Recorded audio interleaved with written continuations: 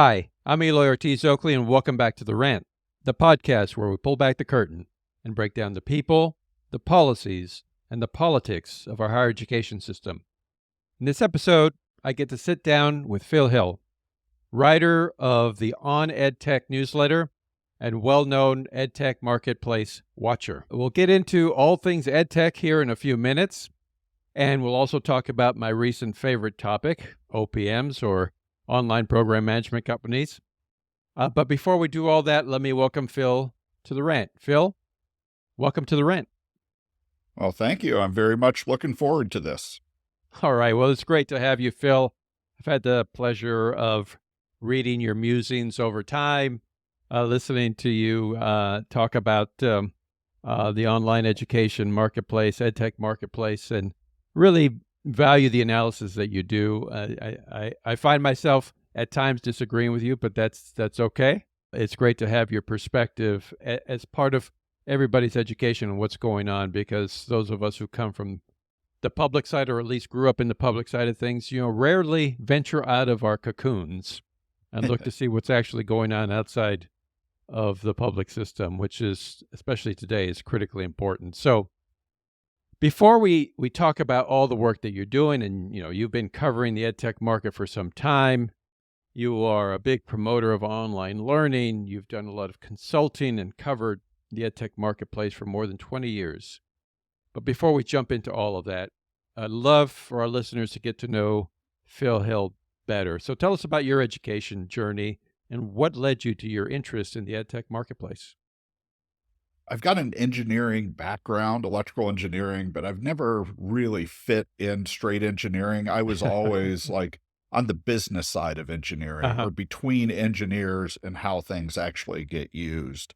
And I've thought about, actually, I had somebody asking me recently about like why I'm so particular about writing, given that I'm an engineer, and I have no good answer for that. It's just in me. But the way I got into EdTech was, I should write a business book about this. My Right. last real job, pre-consulting, I was working for an embedded software company, built hardware and software real-time image processing. And I attempted a hostile takeover of the company. So I had an outside finance partner. I was inside head of engineering, and we tried to take over the company. Long story on why that was needed. But I discovered the very important lesson that if you try a hostile takeover and you fail, you don't tend to keep your job. So that's going to be my book. But so I just did consulting initially just to pay the mortgage. But as I got into it, I started realizing, wait, this actually suits my style. I like to look at a complex situation and sort of find the nonlinear core issues that are really driving what's happening. So I just said, hey, maybe this is it for me. But being that it was niche consulting, I needed a market where my clients knew each other. And so I asked a couple of clients I'd already picked up, for feedback, and education, EdTech was the one where I got the best feedback.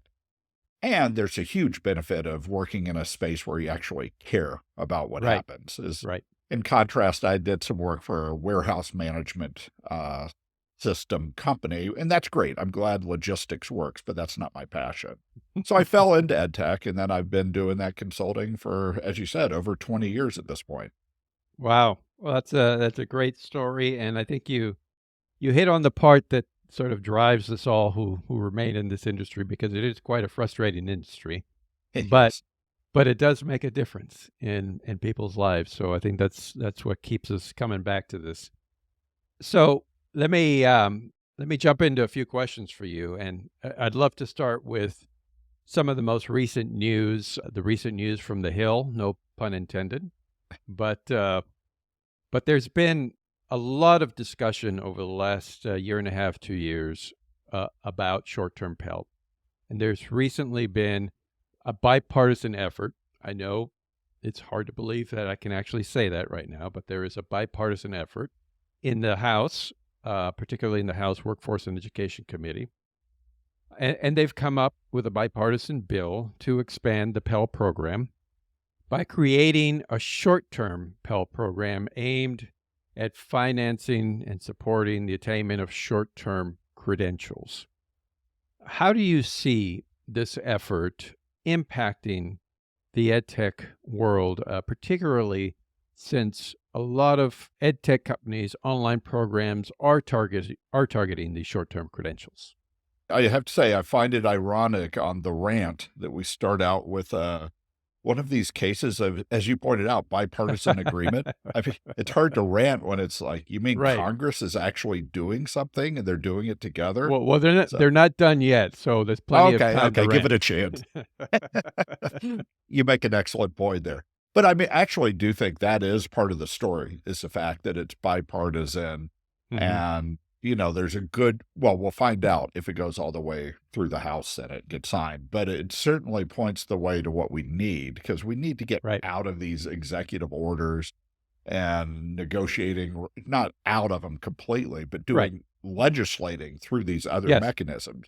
So I think part of it is just the fact that it's important for the progress being made and could help in future efforts to reauthorize the Higher Education Act.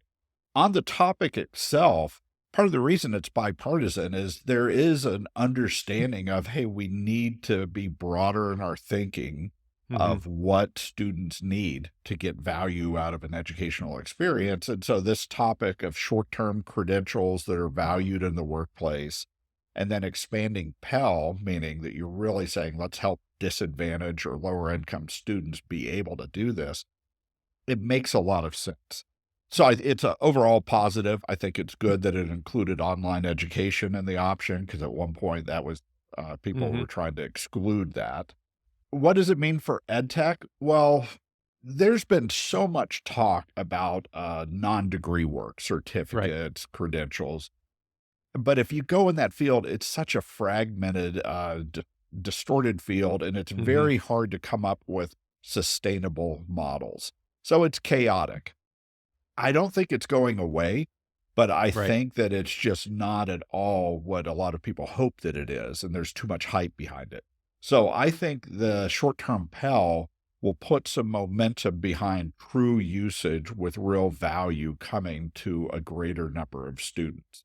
So it'll push it forward, not to the point where the degree is dead and, you know, we never have to deal with Right. that, but it'll make non-degree work a lot more sustainable in nature and more of a real area, and hopefully it'll make it easier for schools to offer these programs as well. So overall, I'm optimistic about the whole notion, assuming that it goes through. I agree. I'm optimistic as well because, when we first started talking about short-term Pell, which is about earlier in the year, it started in the Senate. It started with people like Senator Tim Kaine and Mhm. others. So that's why I'm hopeful. You rarely get something that's bipartisan coming out of the House into the Senate where there was already support. So we'll see what happens. But to your point, I do think it is time for Congress, to ensure that we're thinking about those workers, those individuals who have not always had the greatest access to a great post-secondary education. In an economy that's ever changing, demanding more and more skills and competencies from the workforce, this is a great way to target those workers. I get the consumer protection piece. I just had a conversation with Rachel Fishman from New America, uh, and there is a lot of concern around the consumer protection side, but I think it's time for us to recognize all these people in the workforce that need to gain access to quality skills and competencies, and employers who are demanding more and more. So we'll see what happens. I would add one more piece as long as Hmm. we're at it. It adds the element, the 70% completion rate requirements for these programs that Hmm. also pushes us in a good direction of focusing more on outcomes of Right. educational experiences and less on the inputs to the system. So I think that's also a positive move that's going to help in general. Well, my friends over at the Department of Education would appreciate that you acknowledging the work that they've done around gainful employment. We'll see how those regs impact the outcomes, but at least we're talking about the right issues, and I think we're finally having the right conversations. So, speaking of having the right conversations about specific issues, let's turn our attention to OPMs, which you've written a lot about recently, and I appreciate your coverage of this issue. It's really interesting to me. Earlier in the year, we spent a lot of time on the rant talking about the Department of Education's moves to change the definition of a third-party servicer, to change the Dear Colleague letter that addressed revenue share agreements. And, there was no secret that they were going after the OPM industry and other predatory practices that they saw popping up in the marketplace. And so as I was having those conversations, it was interesting to me how very few people were paying attention to OPMs, other than the big stories that they read about the USC social work program. Very few people particularly in my side of the industry, institutional leaders, particularly in the publics, had very little understanding of OPMs. Fortunately, good, bad, or indifferent, all this commotion has centered a lot of attention on OPMs. But you've certainly written a lot about them. You've been paying a lot of attention to them. And recently, the OPM that probably has driven me nuts the most over the last several years, not because I don't support or see the need for an OPM. I think they are filling a valuable space in the marketplace where colleges and universities that don't have the core capacity to launch these programs can go out and find a partner to do that. But for several other reasons, they've driven me nuts. 2U specifically has recently had some challenging news about their future, and with the unceremonious departure of their CEO. Based on what you're seeing, what do you believe will be the fate of 2U going forward? Sure. And I should probably clarify and remind people, sort of in my role of, as you described it, a watcher of the industry, my primary role is to say, here's what's happening and here's what's likely to happen in the future. Second, obviously I have opinions, but that's secondary. As I look at what's happening with 2U right now, I think, well, first of all, when I wrote a big article pointing out their financial situation, that this was not just they're making the news, it's not just the departure of the CEO. If you really look at their finances, they're facing potential bankruptcy. Right. And not necessarily, and this is stunning because they were the face of the OPM market. They were the fastest growing, the biggest name brand, elite schools. How will you ever get in trouble when you're serving USC? There is an answer to how you can get in trouble with them. But UNC, Syracuse, Yale, all these others, elite schools, it was the face of the OPM market. So the fact that they're facing potential bankruptcy, which doesn't mean they'll stop operating. It means they need a way to manage their debt and can't do it through normal operations. That's stunning, and it tells us something. And part of what it tells us is the fact that we're in the end of the free money era. So separate from bad news, separate from regulations, part of what's happening is the financial environment has changed. And for the longest time, we had almost zero interest rates for corporate borrowing. So essentially money was free. The OPM and the revenue sharing model is based on losing money the first few years of every program, which could be a couple $1 million, and then you'll make it up in long-term prospects. And the way you grow and finance quite often was taking on debt. Well, if you take on debt and now all of a sudden you don't have free money anymore, now you have, and 2U specifically has debt that matures over the next two plus years, that if you go through the math, there's no way they can actually pay off that debt from normal business operations. But that means they have to either refinance or they have to use bankruptcy to manage their debt. So one of those two things has to happen in 2024. It's simple math, whether you like them or not. But part of what that also reflects is the fact that, okay, the industry or the market might have tried to swing too much for the home runs and not take the growth that was much more realistic. So there's a whole bunch of stuff that's going on, but I actually consider the financial environment to be a bigger factor currently hitting 2U than the regulations. The regulations might then just be the second blow that blows up the industry. But right now it's mostly a financial. So they're either going to refinance or they're going to go bankrupt as part of managing the debt. But either way, there's going to be additional layoffs. There's going to be challenges on continuing the same level of operations. It's going to cause schools to say, ooh, how safe am I with Right. a partner who's on shaky ground themselves? And they're built on long-term contracts. So it's going to be a challenging road for them to move forward. And that's one of the big stories to watch next year is how do they manage this transition that's going on? So they'll still be in business. I see it less likely that they sell in the Mm-hmm. way that Pearson and Wiley sold their OPM Right. businesses. I could see them shedding a unit here or there to raise money. But here's another way to look at it. The debt holders are in control of the company. It's Mm-hmm. not the stock price. Management obviously has input, but what are the debt holders going to require in order to refinance or to allow them to do a managed bankruptcy? They're going to have conditions behind what they do. It's not just going to be clever negotiating. So, Right. a lot of turmoil, big story to watch next year. Yeah, no, I agree. Being from California and watching uh, the MOOC industry grow up over the years, it'd be interesting to see what happens to edX, whether or not they shed edX and somebody else I picks don't them think they up. can shut edX. They've integrated that too tightly, and their whole Mm-hmm. story now is based on we're going to reduce the cost of the acquisition of cost of acquiring a Right. customer, CAC, uh, because of edX and the millions of registered learners. That's one piece of the business I don't think they can shed.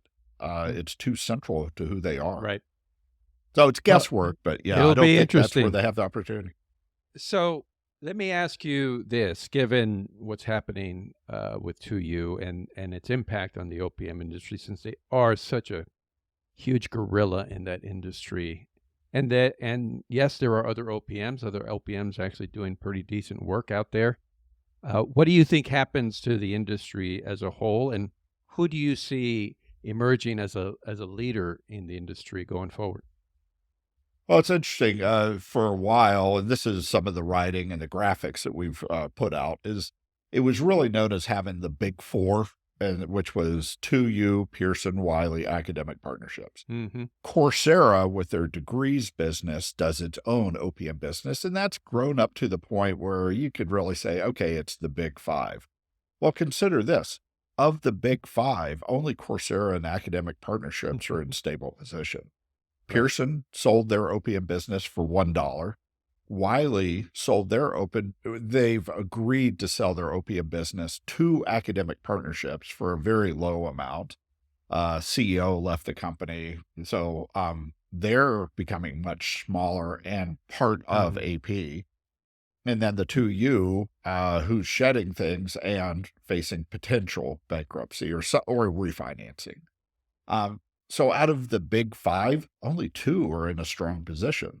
So who's emerged? Academic partnerships is Right. emerged as sort of the leader of this field, which I think is surprising to a lot of people. If you had said 2 years ago, who will be the leading OPM provider in a broad basis, I don't think I would have guessed academic partnerships, but they seem to have managed themselves the best. And by their acquisition of Wiley, assuming it gets approved, that puts them as a surprise leader in the area, if you will. And Coursera is doing very well too. So those two companies. I agree with that. I think both, for different reasons, have been able to just continue plugging along, and they've emerged as sort of the the last individual standing on the island. So we'll see what Yeah. happens. Yeah, well, the island, as you know, is very shaky because there's still what happens with bundled services. I think Right. the TPS guidance, which you know that I've actually not just written about it, but been highly critical of it. Hmm. But if it comes back, they're promising they're updating the guidance for early in the year. Right. If it takes even somewhat similar form, I don't think that just adds bureaucracy and overhead. So I don't think it blows up the industry, just adds overhead and a lot more documents collected. I think smaller companies will suffer, not the Right. big ones. but the bundled services exception, if the Department of Ed chooses to rescind that, and I'll look at your face to see if you have any inside knowledge, but if they rescind that, which gets rid of tuition revenue sharing, that's essentially blowing up the market, and the need is still there, but it'll force the market to almost not start from scratch, but redefine itself very quickly. Right. So that's one of the, I know we're stealing ahead to like, what do you see in the coming year? Will the Department of Ed rescind the bundled services exception and cause everybody to rethink or get away from revenue sharing? That's the Well, big one to that watch. is that is the big one, and I guess it all depends on what other fires or Supreme Court rulings happen to see when that actually happens. But but it is certainly something that they're saying we should expect. I think there's been a lot of education on both sides of the issue about the rev share, about what is a predatory practice, what isn't. Um, the main target has been, and I'm sure will continue to be, spend on marketing Yes, versus other student services. I think if they can nuance that, then I think you'll see, the good industry players, the whether it's an OPM, whether it's a guild or an InStride that has some type of rev share mechanism continuing to hum along. The TPS issue, I think you'll see an expanded definition, but much more narrow than it was when it first came out. So we'll see. sure. You never know Yeah. what will come out, but And I will say another point I would add is, and this is getting on my secondary hat of my opinion, not just what I see happening, but it's a good thing to focus on the question of how much money is going into marketing, and is that mhm, really how we want our education dollars being right, spent? And without something happening, more and more money, I'm using the old school names, kept going to Google and Facebook for right. marketing costs. Is that really what's right for the industry? And what I don't see, it's not as much of a predatory issue for me, but it's a very valid question of, hey, come on, this is not the intention of education is to spend on marketing. And so what's a more sustainable model? And that is a good thing that's happening overall is a focus more on marketing. I would Or agree. I think Google and Meta have fared very well under the previous way of doing business. So yes. we just touched on the Department of Ed, but let me touch on another issue with regard to how you see the opium market going forward. Your partner, Glenda Morgan, recently wrote about the growth in online enrollments in community colleges, and that's certainly something I saw as chancellor of the system here in California. You know, one day we were railing at the campuses to increase online enrollments, and everybody was saying how that's impossible. All of a sudden, you have a pandemic, and overnight, everybody's talking about online enrollments. And I think a lot of community colleges have finally started to see that some combination of hybrid, fully online is their path to sustainability in the current environment. Do you see that trend continuing, growth in online enrollments in community colleges? And do you see this as a potential market opportunity for the OPMs? Let me answer that in reverse just to get Mhm. the second one out of the way. No, I don't see this as a big opportunity for Mhm. OPMs. Just the economics involved, Right. the low tuition rates. And Mhm. if you just run the math, there's just very little opportunity to have a primary partner, particularly rev share, to work in the community college space. In the times that you do see it, such as Eastern Gateway Community College, and you tend to say, okay, there was a lot of bad math or bad acting underneath there. So no, I Or don't think it's a both. big opium market. Will online continue its growth in community college? Yes. And the short answer is because so much of a community college is serving non-traditional students, Mhm. students with Right. families, working adults, busy lives, et cetera, et cetera. And that's what online is really tuned for, is meeting people where they are as workers. And so the mission of community college to reach so much of the student population, online has to be part of the picture. So I view the pandemic as not creating much. It just it got people over the idea of it's just a sideline issue. I Right. think now a lot more administrators say we've got to have a strategy around online and not just react.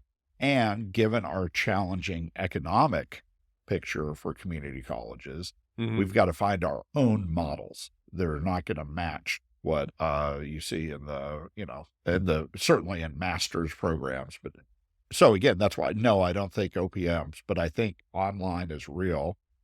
Actually working with a statewide system, the community college system in Colorado, Hmm. and they're Right. moving to more they've done online for a quarter century now, but they're Hmm. moving to a course sharing option to get the state colleges cooperating, collaborating on online offerings. So it's not as simple as here's an internal OPM that I Right. think some groups look at, but community colleges, it will grow, but they need their own models for the most part. And it's Right. challenge. It's not easy models either. Oh, I understand. Yes. You're familiar with a model that was near and dear, that is near and dear to my heart, Calbright College. I think there was a guy named Phil Hill who called it dead man walking once, but I was wondering if you would bring that up. well, the dead man's still walking and growing. So Yes, he is. Yes, he is. Yes, he is. Well, Calbright College, but also the online yes, CDC right. Online Education Initiative in California.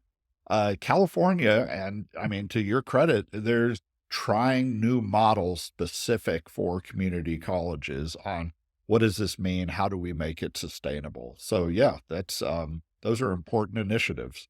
The biggest thing I would say is it's a real need in community colleges, but you can't think of it just like the public or private 4 years. Right. The other thing you can't do is keep comparing it to Southern New Hampshire. As so many people say, "Oh, we've gotta stop Southern New Hampshire from stealing Yes. our students, and we need to come up with how to compete with them." It's like, no, you can't compete with them. Come up with your own model and solve a real need that students need. They're a national brand, different dynamics. So I Well, had to get on my own mini rant well, there. no, that's great because that's you yanked on a chain that's been gnawing at me for some time. I was very close to Brandman University. Gary Braum was my neighbor for several years Oh, here, and of course, the whole notion of creating UMass Global was to compete with Southern New Hampshire.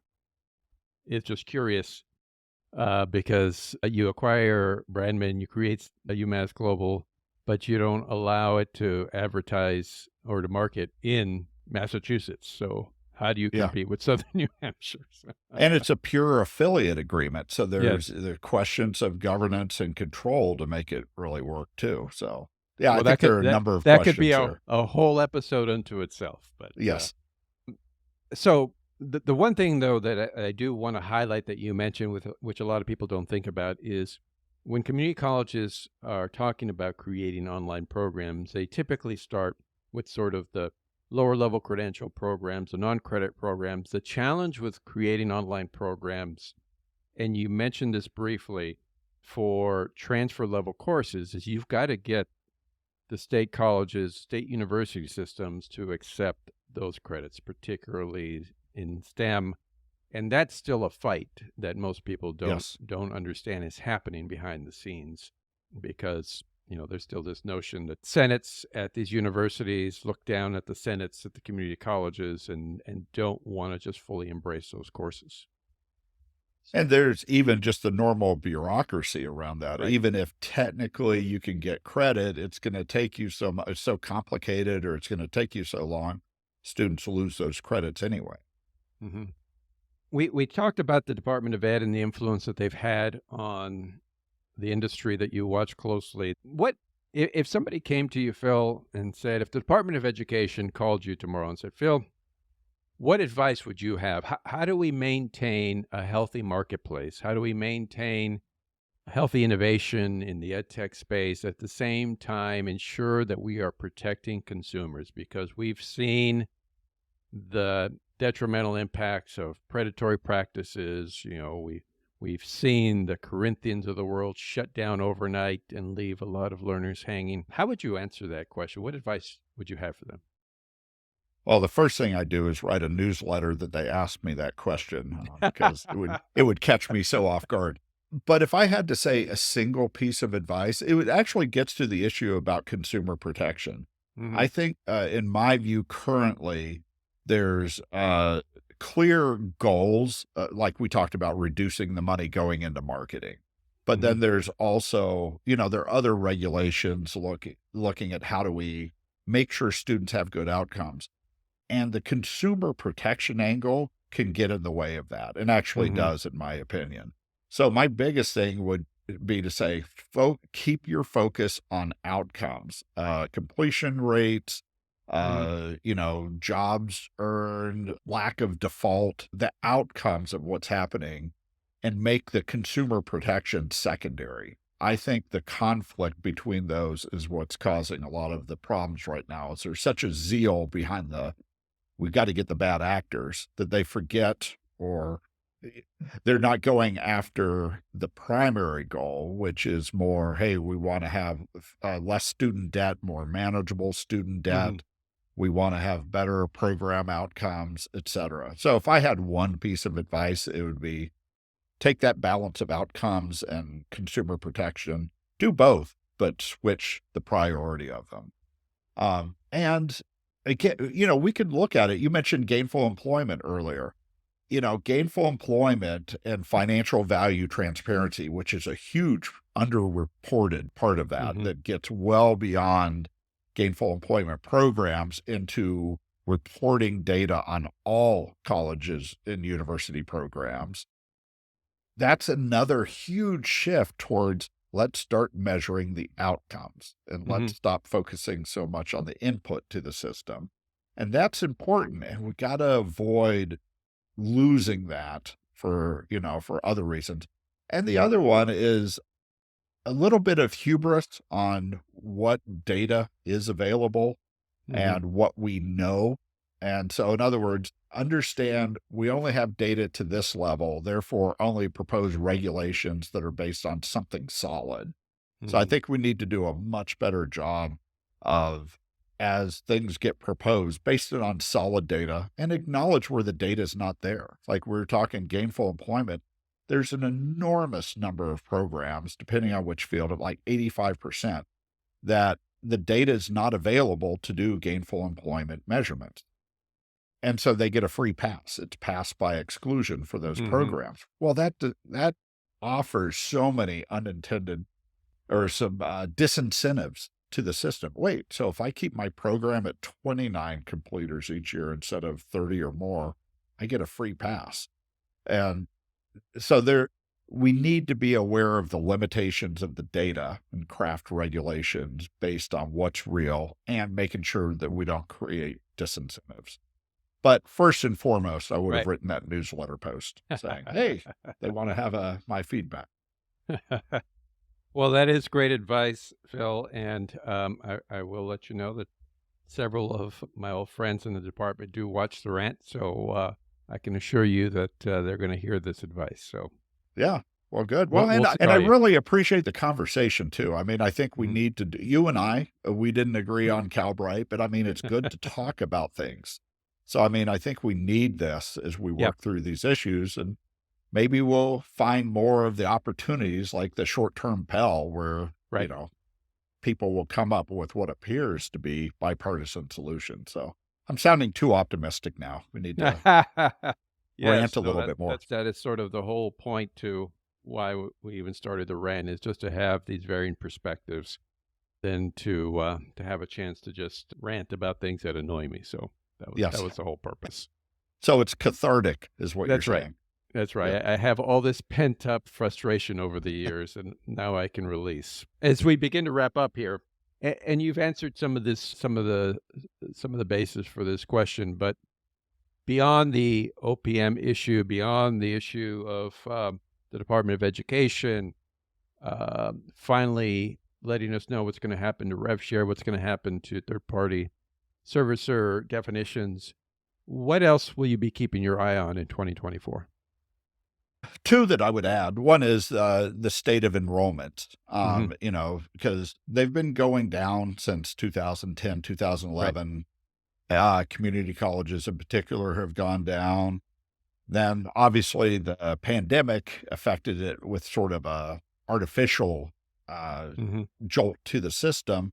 And we're starting to get to steady state. But in the fall, we saw enrollments increase, but not across the board. They were troubling Hmm. signs, but they went up.